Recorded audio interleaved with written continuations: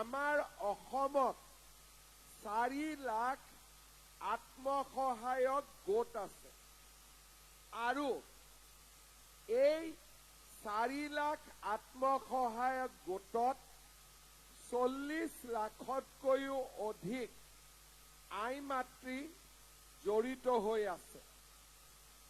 আত্মসহায়ক গোট গঠন হোৱাৰ পৰাই আমাৰ মহিলাসকল ঘৰৰ পৰা ওলাই আহিলে, বেংকৰ লগত চিনাকি হ'ল, চৰকাৰৰ বিভিন্ন আঁচনিৰ বিষয়ে জনা হ'ল আৰু মহিলাসকলে সমাজৰ সকলো কামতে আগভাগ ল'বলৈ আৰম্ভ কৰিলে। আত্মসহায়ক গোটৰ এই ব্যৱস্থা আৰম্ভ আমাৰ আই মাতৃসকলে ঘৰৰ কাম বন কৰিছিলে, পৰিয়ালটো চলোৱাত স্বামীক সহায় কৰিছিলে। কিন্তু আত্মসহায়ক গোটসমূহ সৃষ্টি হোৱাৰ পিছত আমাৰ আই মাতৃসকলে ঘৰখন চলোৱাৰ লগতে সমাজৰ কামতো আগভাগ ল'লে আৰু নিজৰ অধিকাৰসমূহৰ বিষয়েও নিজে জানিবলৈ আৰম্ভ কৰিলে। আমাৰ গ্ৰুপ গঠন হ'ল, CLF গঠন হ'ল, আমি বেংকলৈকে গলো আৰু চৰকাৰে আগবঢ়োৱা 25,000 টকাৰ ৰিভলভিং ফাণ্ডসমূহো আমাৰ উপলব্ধ হ'ল। বহু গোটে এই সময়ছোৱাৰ মাজতেই বেংকৰ পৰা ঋণ লাভ কৰিলে আৰু অসমৰ মহিলাসকলে বেংকৰ পৰা পোৱা লোন সময়ত উভতাই দিয়াও আৰম্ভ কৰিলে। আজি আমাৰ অসমত মহিলা আত্মসহায়ক গোটসমূহে 21,000 কোটি টকা বেংকৰ পৰা ঋণ লৈছে আৰু বেংকক সময়ত উভতাই দিছে। আজি আমাৰ এটা ভাৰতবৰ্ষৰ ভিতৰতে আমাৰ মহিলাসকলে অভিলেখ কৰিছে যে বেংকৰ পৰা 100 টকা লোন লৈ 99 জন মহিলাই বেংকক টকা উভতাই দিছে। কৰবাত 1% মহিলাইহে বেংকক টকা উভতাই দিয়া নাই। আৰু তাৰ কাৰণেই আজি সমগ্ৰ ভাৰততে অসমৰ মহিলা গোটসমূহৰ নাম আজি প্ৰখ্যাত হৈ পৰিছে আৰু ভাৰতৰ বিভিন্ন অনুষ্ঠান প্ৰতিষ্ঠানত আমাৰ অসমৰ মহিলা আত্মসহায়ক গোটসমূহক নিমন্ত্ৰণ কৰি লৈ গৈছে। আমাৰ অসমৰ লাখপতি বাইদেউসকলক প্ৰধানমন্ত্ৰী ডাঙৰীয়াই দিল্লীলৈও মাতি লৈ গৈছে। গণৰাজ্য দিৱস, স্বাধীনতা দিৱসতো আমাৰ মহিলাসকলক প্ৰধানমন্ত্ৰী ডাঙৰীয়া আৰু ৰাষ্ট্ৰপতি ডাঙৰীয়ানীয়েও নিমন্ত্ৰণ কৰিছে। আজি ভাৰতত য'তেই নেকি ডাঙৰ কিবা এক্সিবিশ্যন হৈছে বা ডাঙৰ অনুষ্ঠান হৈছে, অসমৰ মহিলাই তাত নিমন্ত্ৰণ পাইছে। মই যেতিয়া বিভিন্ন কামত বেলেগ বেলেগ ৰাজ্যৰ এনে অনুষ্ঠানত যাওঁ, সকলোৱে মোক কয় যে অসমৰ মহিলাৰ ইয়াতে ষ্টল আহিছে, আপুনি এবাৰ চাই আহিলে মহিলাসকলে ভাল পাব। মই দেখা পাওঁ যে আমাৰ মহিলাসকলে তালৈকে অসমৰ প্ৰডাক্টসমূহ লৈ যায় আৰু ভাৰতৰ মানুহে আমাৰ প্ৰডাক্টসমূহ কিনে আৰু আমাৰ মহিলাসকলক প্ৰশংসা কৰে। প্ৰধানমন্ত্ৰী নৰেন্দ্ৰ মোদী ডাঙৰীয়াই এই কথাষাৰ লক্ষ্য কৰিছিলে আৰু যোৱা বছৰ যোৰহাটলৈ আহোঁতে প্ৰধানমন্ত্ৰী ডাঙৰীয়াই মোক কৈছিলে যে আমি দেশত 3 কোটি মহিলাক লাখপতি বাইদেউ বনাব লাগে। তুমিও অসমৰ মহিলাসকল কেনেকৈ লাখপতি বাইদেউ হ'ব পাৰে তাৰ বিষয়ে চিন্তা চৰ্চা কৰাৰ কাম আৰম্ভ কৰা। মই কেইবাগৰাকীও মহিলাৰ লগত কথা পাতিছিলোঁ যি ইতিমধ্যে লাখপতি বাইদেউ হ'ব পাৰিছে। কোনোবাই মোক কৈছিলে যে আমাৰ সামূহিক পুঁজিৰ পৰা মই 50,000 টকা ঋণ লৈছিলোঁ। কোনোবাই মোক কৈছিলে যে বেংকৰ পৰা মই ঋণ লৈছিলোঁ। মই পিঠা বনাইছিলোঁ, মাছৰুম বনাইছিলোঁ, তেলৰ ব্যৱসায় কৰিছিলোঁ, মই জহা চাউলৰ পেকেজিং কৰিছিলোঁ, মই আচাৰ বনাইছিলোঁ, মই গাহৰি পালন কৰিছিলোঁ, মই ছাগলীৰ ব্যৱসায় কৰিছিলোঁ, মই ডায়েৰীৰ ব্যৱসায় কৰিছিলোঁ, গাই গৰুৰ ব্যৱসায় কৰিছিলোঁ আৰু আজি মাহত মই 20,000 30,000 টকা উপাৰ্জন কৰোঁ। তেতিয়া মই মনতে ভাবিছিলোঁ যে যদি এগৰাকীয়ে কৰিব পাৰিছে 10 গৰাকীয়ে কিয় কৰিব নোৱাৰিব, আৰু যদি 10 গৰাকীয়ে কৰিব পাৰিছে 100 গৰাকীয়ে কিয় কৰিব নোৱাৰিব, আৰু 100 গৰাকীয়ে যদি কৰিব পাৰিছে 1000 গৰাকীয়ে কিয় কৰিব নোৱাৰিব। এনেধৰণৰ মহিলাসকলৰ সফলতাৰ কাহিনীয়ে আমাক এই মহিলা উদ্যমিতা আঁচনিখনলৈকে আগবঢ়াই লৈ গ'ল। আজি আপোনালোকে যদি খবৰ কৰে শদিয়া সমষ্টিৰ 1 নম্বৰ সোণোৱাল গাঁৱৰ ৰশ্মি আত্মসহায়ক গোটৰ মনিকা দাস বাইদেৱে বেংকৰ লিংকেজি দি 1 লাখ টকা লোন লৈ জোতা চেণ্ডেলৰ প্ৰতিষ্ঠান এটা আৰম্ভ কৰিছিলে। আজি বাইদেৱে 8,500 টকাকৈ মাহত উপাৰ্জন কৰে আৰু বছৰত 1,02,000 টকাৰ যোৱা বছৰ ব্যৱসায় কৰিছে। ঠিক তেনেধৰণে কপৌ পথাৰৰ যুগমীয়া আত্মসহায়ক গোটৰ সদস্য নিভাৱতী গগৈ বাইদেৱে সামূহিক পুঁজিৰ পৰা 1 লাখ টকা আৰু গ্ৰুপৰ পৰা 20,000 টকা ঋণেৰে মাছ পালন, পশুপালন, হালধি, ধান, তামোল আৰু শাক পাচলিৰ খেতি কৰি লগতে চিলাই মেচিনেৰে কাপোৰ চিলাই কৰি বৰ্তমান মাহত 12,000 টকা উপাৰ্জন কৰে। বছৰত 1,44,000 টকা উপাৰ্জন কৰিব পাৰিছে।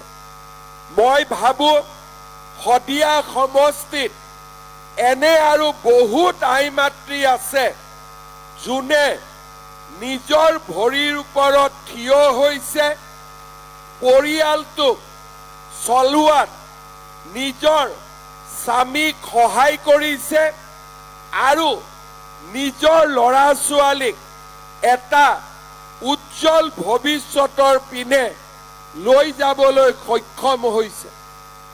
আই মাতৃসকল, মই আৰু আমাৰ চৰকাৰে আপোনালোকৰ ক্ষমতাক আমি বিশ্বাস কৰোঁ। অসমত ইতিহাসে প্ৰমাণ কৰে যে অসমীয়া মহিলাই যি কামত হাত দিছে সেই কামত সফলতা লাভ কৰিছে আৰু আমাৰ মহিলাসকলে আমাৰ সমাজখনক নিয়ন্ত্ৰণ কৰাত সদায়ে এটা ডাঙৰ ভূমিকা পালন কৰি আহিছে। সেই কাৰণে আমি সিদ্ধান্ত ললো যে এগৰাকী দুগৰাকীক নহয়, 10 গৰাকী 20 গৰাকীক নহয়, আমি 40 লাখ মহিলাক এটা সুযোগ দিম, এটা সুবিধা দিম যে এই 40 লাখ মহিলাই সমাজৰ বাবে আমাৰ অৰ্থনীতিক শক্তিশালী কৰাত বৰঙণি যাতে আগবঢ়াব পাৰে। যেতিয়া আমি 40 লাখ মহিলাৰ কথা কলো তেতিয়া আমি নিজেই জানিছিলোঁ যে 40 লাখ মহিলাক আৰ্থিক সহায় কৰিব পৰা ক্ষমতা আমাৰ চৰকাৰখনৰ নাই।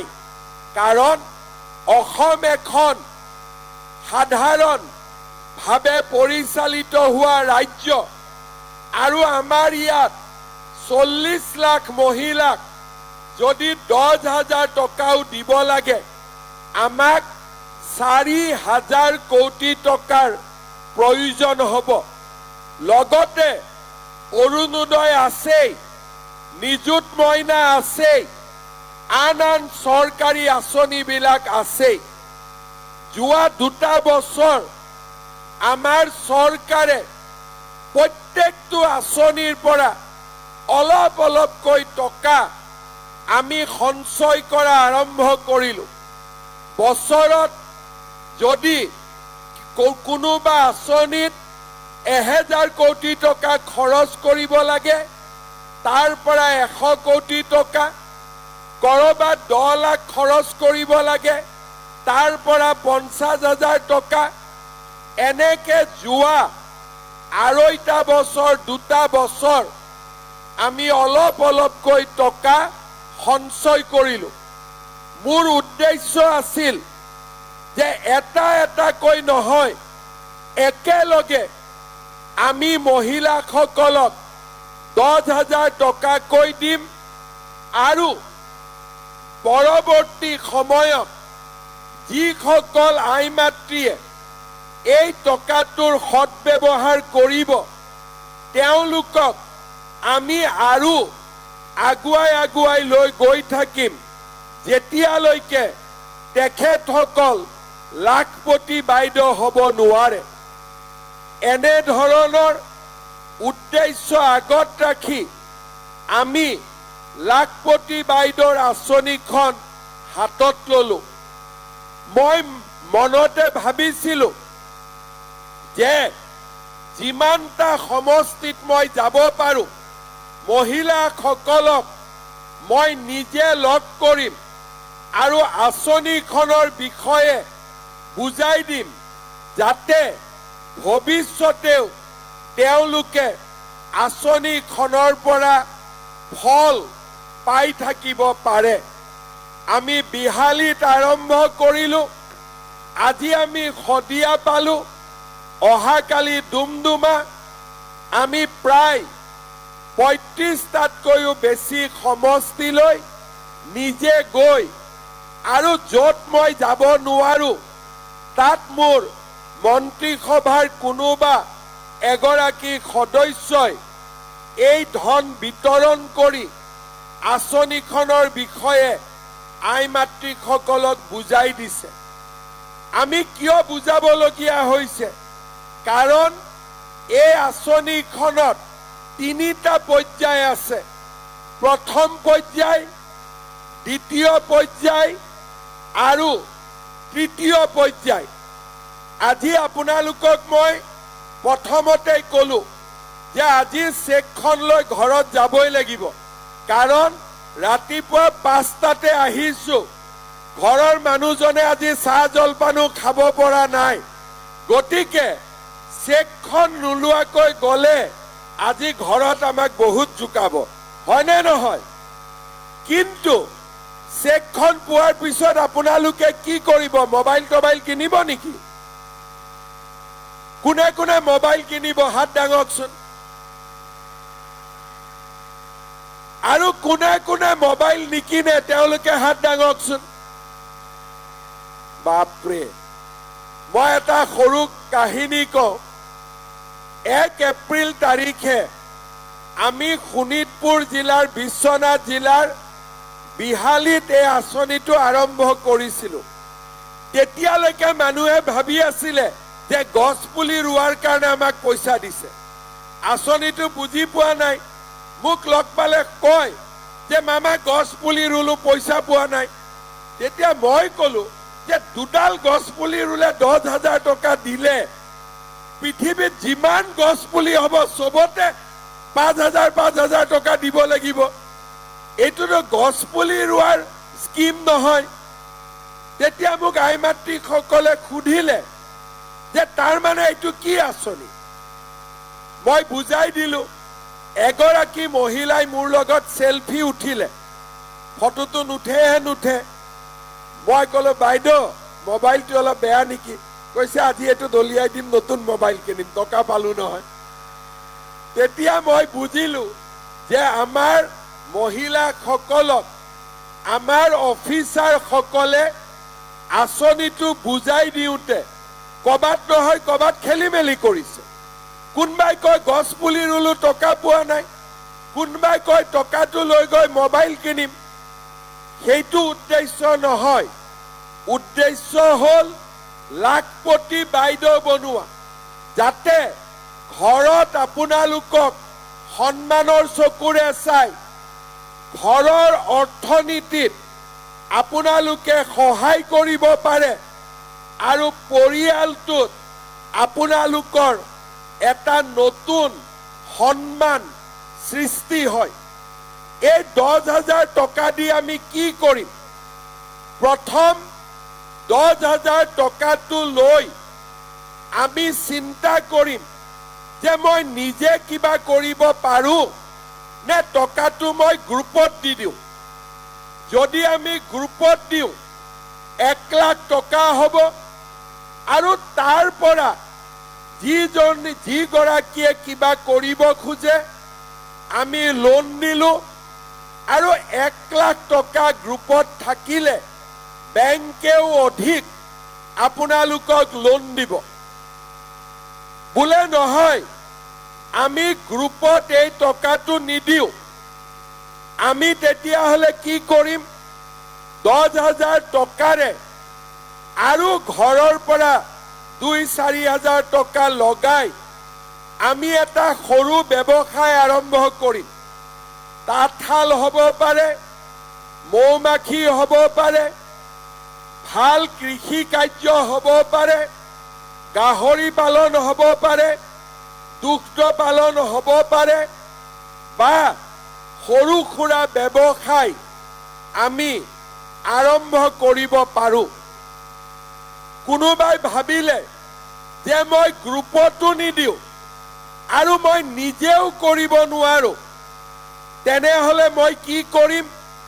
মোৰ স্বামীৰ যি ব্যৱসায় আছে, মোৰ হাজবেণ্ডৰ যি ব্যৱসায় আছে বা ঘৰৰ যি অলৰেডি আমি কিবা কাম কৰি আছো তাতেও আমি 10,000 টকাটো লগাই দিব পাৰো।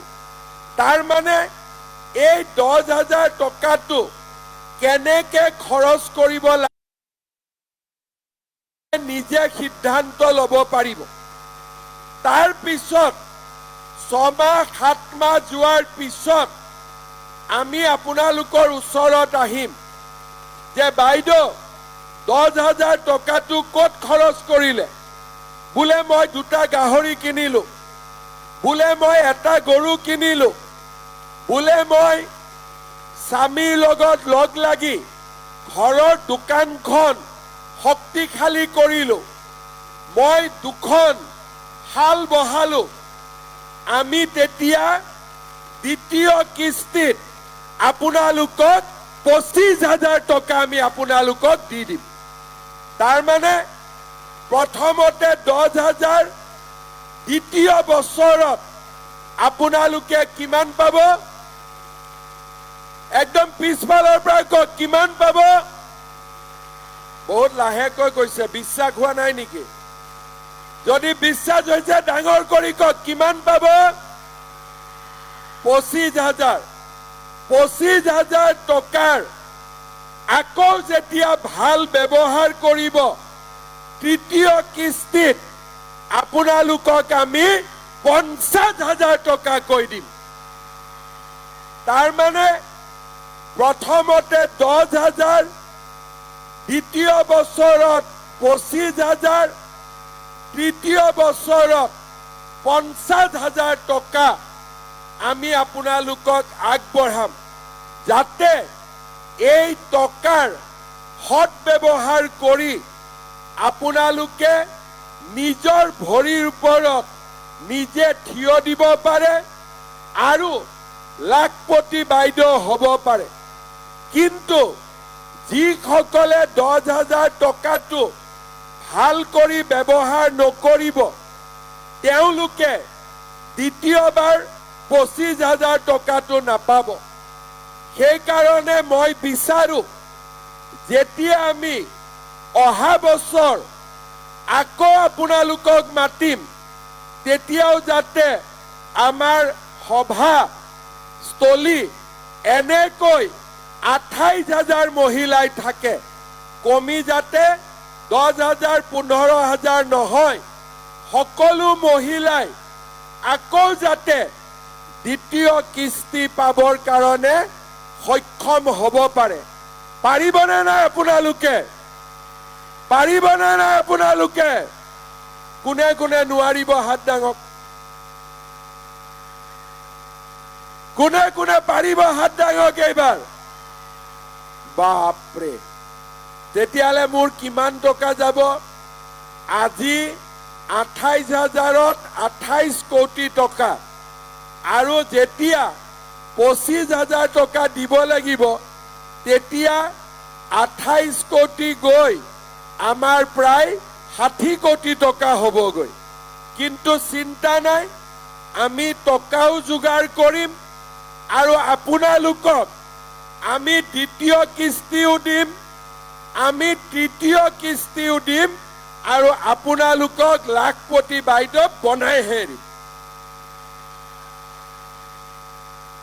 খালি এটা কণ্ডিশ্যন আছে। আমাৰ আঁচনিখনত কয় যে আই মাতৃসকলৰ সন্তান জনজাতি হলে 4টা আৰু জনজাতি নহলে 3টাতে থাকি যাব লাগিব। এতিয়া যদি মাজত আৰু এটা ঘৰত আহে, তেতিয়াহ'লে বাচ্চাক স্কুলত চাব লাগিব, তেতিয়া লাখপতি আৰু হ'ব নোৱাৰিব। হ'বনে নাই কথাটো? বুজি পালে নে নাই? জনজাতি হলে 4টা আৰু সাধাৰণ জাতি হলে 3টা। তাতকৈ যদি বেছি হয়, তেতিয়াহ'লে লাখপতি বাইদেউ হ'ব নোৱাৰিব, কাৰণ ল'ৰা ছোৱালীক আমি স্কুলত পঢ়াব লাগিব। এতিয়া মই ইয়াত সমস্যা নাই, কিছুমান জাগাত বাচ্চা গৈ গৈ 8-9টা হৈ যায়গৈ। আমাৰ নামনি অসমত বিভিন্ন জাগা আছে, কিমানটা বাচ্চা আছে বাইদেউ? আৰম্ভ কৰে 6টাৰ পৰা, আৰু সুধিলে কয় যে কি কৰিম আৰু আল্লাই দি দিলে। তেতিয়া মই তেওঁলোকক ধেমালিতে সুধো যে আল্লাহ ঘৰত আহি বাচ্চা দি থৈ গ'ল নেকি? তেওঁলোকে কয় নহয়, আৰু দোৱা কৰিলে। মই বোলে আল্লাহক লগ পালে নেকি? বোলে লগ পোৱা নাই। তাৰ মানে আমি নিজে সন্তানৰ জন্ম দিছো আৰু বদনামটো আল্লাহক দি দিছো, ভগৱানক দি দিছো। সেইকাৰণে মই সকলো গাঁৱতে কওঁ, আমি 3টা 4টা ল'ৰাকো স্কুলত পঠাব পাৰো, নিজেও কিবা কৰিব পাৰো। কিন্তু 7টা 8টা বাচ্চা হলে আমি ল'ৰাকে পঢ়াম, ছোৱালীকে পঢ়াম নে লাখপতি বাইদেউ হ'ম? সেইকাৰণে এই আঁচনিখনত আমি এইবিলাক কথাও কৈছো 25 নৱেম্বৰত ইয়াত ইমান সমস্যা নাই আমাৰ মধ্য অসম নামনি অসমত বহুত পুৰুষ আছে এগৰাকীক বিয়া নকৰাই 4 গৰাকীক একেলগে বিয়া কৰে আৰু 4 গৰাকী ঘৰতে থাকে কিমান কষ্টত থাকে তেওঁলোকে সেই কাৰণে এইবাৰ আমি এখন নতুন আইন আনিম যে কোনোবা পুৰুষে এগৰাকী ঘৈণীয়েক থাকোতে যদি দ্বিতীয় এগৰাকীক বিয়া কৰায় 7 বছৰ জেলত থাকিব লাগিব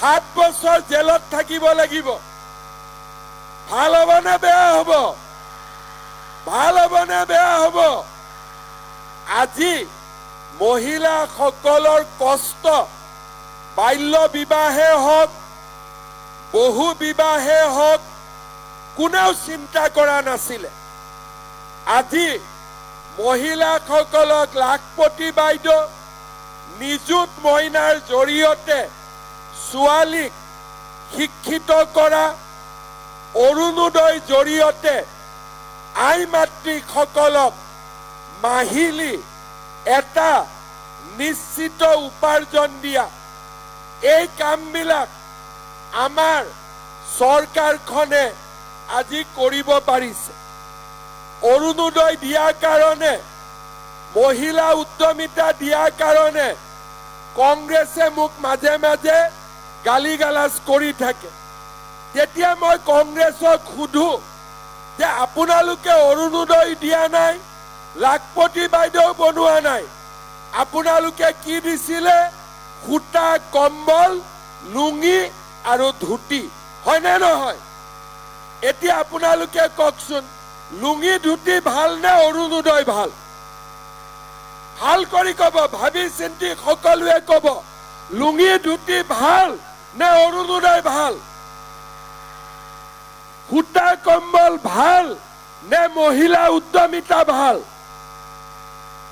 সেই কাৰণে আমি কংগ্ৰেছৰ মতে চলা নাই আমি আমাৰ মতে চলিছো যোৱাবাৰ ইলেকশ্যনৰ আগতে মই প্ৰথমবাৰ অৰুণোদয় আঁচনি আপোনালোকৰ বাবে লৈ আহিছিলো তেতিয়া আছিলে 830 টকা আজি 830 টকা কিমান হল 1250 টকা হল লগতে এইবাৰ আমি কৈছো যে যিসকলে অৰুণোদয় পাব তেওঁলোকে গেছৰ চিলিণ্ডাৰ কিনিলে আমি নতুনকৈ 250 টকা বেংকৰ একাউণ্টত পঠাই দিম তাৰ মানে 1250 টকাৰ অৰুণোদয় এতিয়া গেছৰ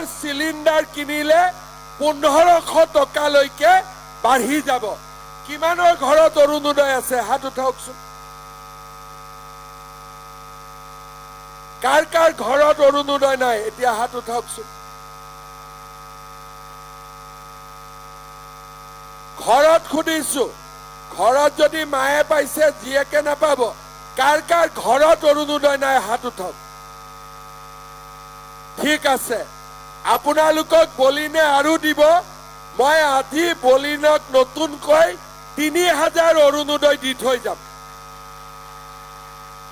হ'ব তাৰ মানে যাৰ যাৰ ঘৰত অৰুণোদয় নাই হদিয়া সমষ্টিত 30,000 মহিলাই অৰুণোদয় পাই আছে আজি মই নতুন কৰি আৰু 3000 অৰুণোদয় দি থৈ যাম 33,000 পৰিয়ালে অৰুণোদয় আঁচনি লাভ কৰিব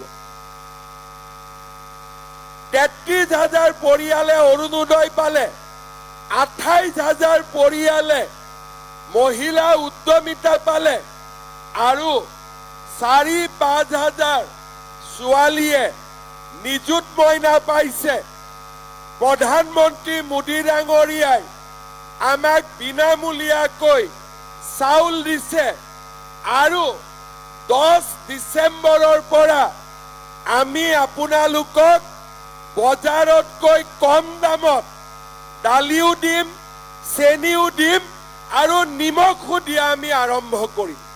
তাৰ মানে 10 ডিচেম্বৰৰ পৰা ৰেচন কাৰ্ডখন দেখুৱালে আপোনালোকক বজাৰতকৈ কম দামত দালি, নিমখ আৰু চেনিও তেওঁলোকে দিয়া আৰম্ভ কৰিব। অৰ্থাৎ আজি আমাৰ ঘৰখন চলাবৰ বাবে আমি 1250 টকাৰ অৰুণোদয় দিছোঁ। গেছৰ চিলিণ্ডাৰ কিনিবৰ বাবে 250 টকা দিছোঁ। বিনামূলীয়াকৈ চাউল দিছোঁ। বেমাৰ হ'লে ৰেচন কাৰ্ডত 5 লাখ টকালৈকে চিকিৎসা কৰাৰ সুবিধা কৰি দিছোঁ। কৃষক সন্মান নিধিৰ আমি টকা পাইছোঁ আৰু আজি আমি লাখপতি বাইদেউৰ হবৰ বাবেও প্ৰথম কিস্তিৰ আজি আমি ধন পাবলৈ সক্ষম হৈছোঁ।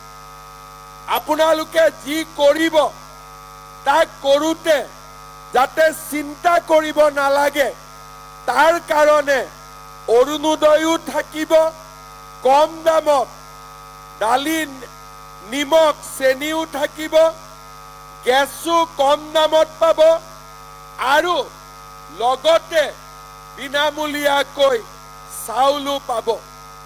আপোনালোকে যদি হিচাপ কৰে আজি আমি এখন ঘৰক বছৰত বা মাহত আজি আমি এখন ঘৰক প্ৰায় 1800-2000 টকা আমি বিনামূলীয়াকৈ দিব আৰম্ভ কৰিছোঁ। 1500 টকা অৰুণোদয় দি পাব।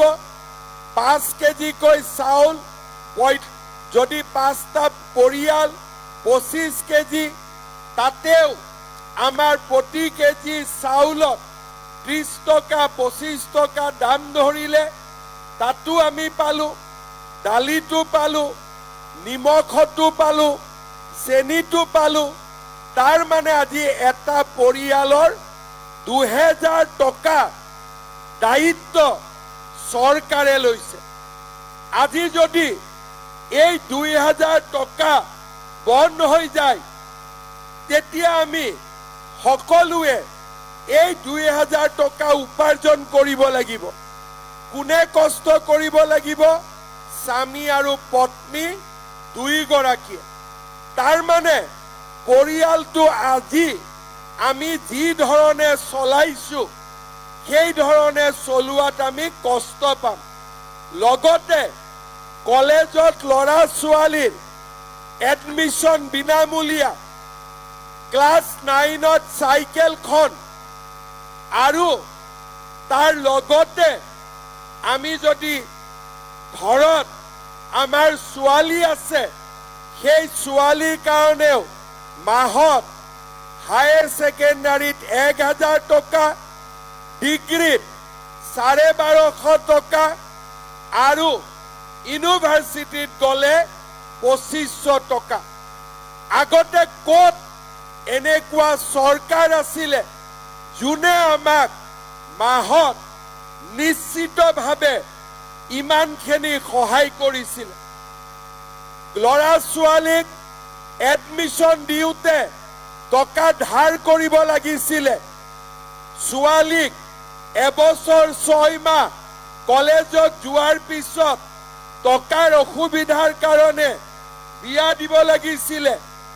আৰু কেতিয়াবা যদি স্বামীয়ে কামলৈকে নাযায়, বেমাৰ আজাৰ ঘৰত হৈছে, আমি ঘৰৰ ওচৰৰ মানুহৰ পৰা সুদত টকা ধাৰ ল'বলগীয়া হৈছিলে আৰু পিছত সুদৰ টকা দি থাকিবলগীয়া হৈছিলে।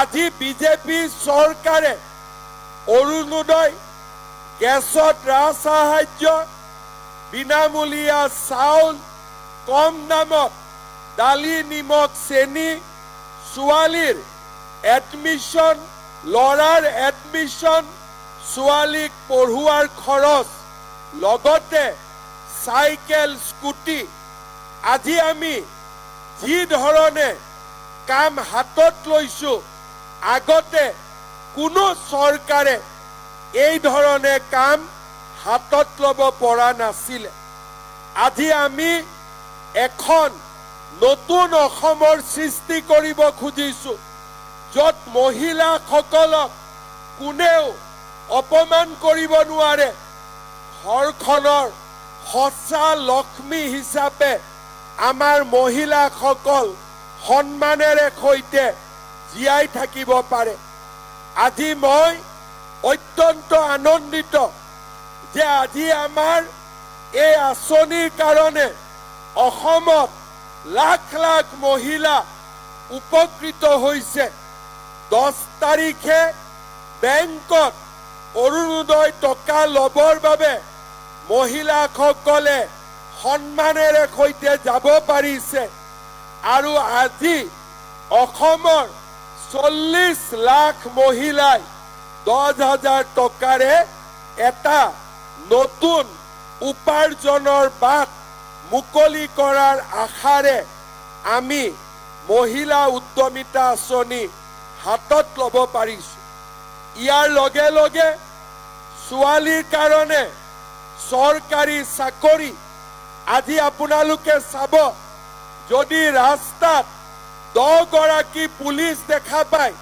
তাৰ 5 গৰাকীয়ে ছোৱালী আৰু এই ছোৱালীবোৰ কোন কোনো ধনী মানুহৰ ল'ৰা ছোৱালী নহয় চৰকাৰে এটকা নোলোৱাকৈ চাকৰিৰ ব্যৱস্থা কৰি দিয়াৰ কাৰণে আজি আমাৰ অসমত দৰকাৰী ব্যৱসায়ৰ ল'ৰা ছোৱালীয়েও চাকৰি পাইছে চাহ দোকানত কাম কৰা দেউতাকৰ ল'ৰা ছোৱালীয়েও চাকৰি পাইছে পঢ়া শুনাৰ প্ৰতি আমাৰ সমাজৰ দায়িত্ব বাঢ়িছে আজি আমি শদিয়া সমষ্টিত আছো শদিয়া সমষ্টিৰ আজি পৰিৱেশ কিমান সলনি হৈছে তাক আজি আমি নিজে বুজি পাওঁ অলপ আগতে বলিন চেতিয়াই মোক কৈছে যে দাদা আপুনি ডিসেম্বৰত আকৌ আহিব অমৰপুৰত 5,000 মানুহক আমি মাটিৰ পট্টা দিম আজি অমৰপুৰৰ দৰে গাঁৱলৈ ইলেক্ট্ৰিচিটি লৈ যোৱাৰ কাম আৰম্ভ হৈছে শদিয়াৰ গৰাখহনীয়া বান নিয়ন্ত্ৰণ বহুত আগবাঢ়ি গৈছে শদিয়াত আজি আগতে যিসমূহ জনগোষ্ঠীয়ে মাটিৰ পট্টা নাপাইছিলে তেওঁলোককো আমি মাটিৰ পট্টা পোৱাৰ ব্যৱস্থা কৰি দিছো আৰু লাহে লাহে আমাৰ শদিয়াখন আজি পিছপৰা নহয় অসমৰ ভিতৰতে এখন উন্নত মহকুমা সমজিলালৈ ৰূপান্তৰ হৈছে মই 2001 চনৰ পৰাই শদিয়াত আহিছো জাহাজেদিও পাৰ হৈছিলো চাইকেল দিও গৈছিলো আজি শদিয়া সমষ্টিৰ ৰাস্তা ঘাট দলঙে এখন নতুন শদিয়াক আমাক পৰিচয় কৰাই দিয়ে আৰু যোৱা 20টা বছৰ জুৰি শদিয়া সমষ্টিৰ উন্নয়নৰ বাবে বলিন চেতিয়াই যিমান কষ্ট কৰিছে তাৰ আগতে কোনো বিধায়কে ইমান কষ্ট কৰা নাছিল আজি আমি এই যে ধুনীয়া সভাখনত আহি উপস্থিত হৈছো ইয়াৰ আয়োজনো কোনে কৰিছে বলিন চেতিয়া ডাঙৰীয়াই সুন্দৰভাৱে আমাক কৰি দিছে বলিন চেতিয়াক ভোট দিবনে নাই অহাবাৰ কোনে কোনে দিব হাত ডাঙকচোন সকলে দিবনে নিদিব সকলোৱে এটা বলিন চেতিয়াৰ কাৰণে হাত তালি মাৰক সকলোৱে ইমান শদিয়াত কাম হৈছে আগত কোনেও কৰিব পৰা নাছিলে মই আজি আমাৰ লখিমপুৰ লোকসভাৰ সাংসদ প্ৰধান বৰুৱা ডাঙৰীয়া আৰু শদিয়া সমষ্টিৰ বিধায়ক বলিন চেতিয়া ডাঙৰীয়াক আকৌ এবাৰ ধন্যবাদ জনাইছো লগতে আৰু এটা কথা মই কম, অহাবাৰ যেতিয়া 25,000 টকা দিব আহিম, মহিলা কমিবনে নকমে? কমিব নেকি? কমিব নেকি? কমিব নেকি? সকলোৱে আকৌ অহা বছৰ 25,000 টকা ল'বলৈ এনেকৈ আহিব লাগিব। হ'বনে নহ'ব? হ'ব। সকলোৱে সংকল্প লওক যে আজি 10,000 টকা ল'লো, অহাবাৰ 25,000 টকা ল'ম। নিজে নিজৰ কাৰণে হাত চাপৰি বজাওক যে 25,000 টকা মই ল'ব পাৰিম। নিজৰ কাৰণে হাত চাপৰি বজাইছে, অলপ জোৰ কৰি বজাব লাগিব, জোৰ কৰি বজাব লাগিব। বঢ়িয়া। এতিয়া মোদী ডাঙৰীয়া নহ'লেতো এইবোৰ আমি একো কৰিব নোৱাৰো। গতিকে মোদী ডাঙৰীয়াৰ কাৰণেও এটা ডাঙৰ হাত চাপৰি বজাই দিয়ক। ধুনীয়া।